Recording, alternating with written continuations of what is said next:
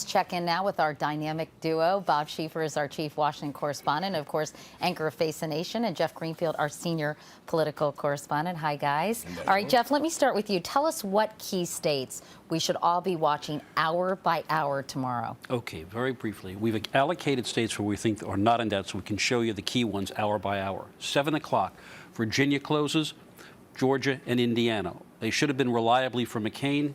Barack Obama is even in Indiana. The polls say a little ahead in Virginia. If he captures any of those states, McCain's path gets really tricky.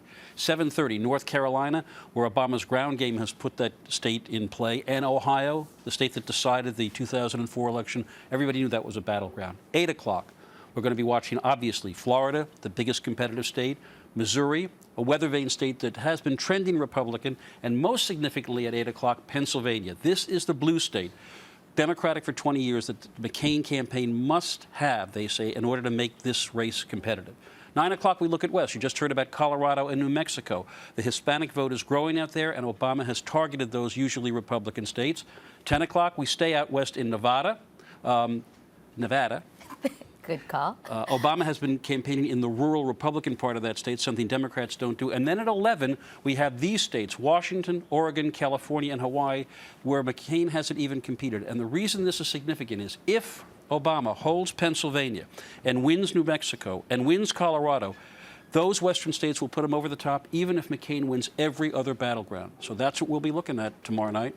Katie? All right, Jeff, thanks so much. Meanwhile, Bob, I know you've isolated some key turning points that you see really had an impact on this presidential campaign. You know what I think the first major turning point was when Barack Obama decided not to take public financing and the limits on campaign spending that went with that.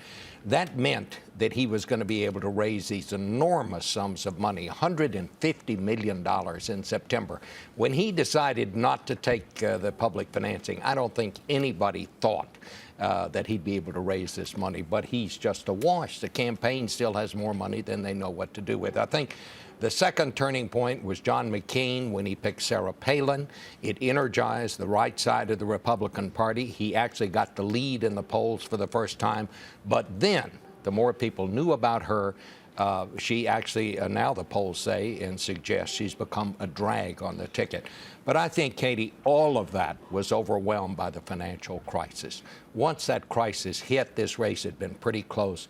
Once it hit, Obama began to go up, McCain began to go down. He tried to separate himself from George Bush, but so far that hasn't seemed to work. So those to you were the three most important events of this campaign. All right, Bob Schieffer, Jeff Greenfield, thank you both so much. And Bob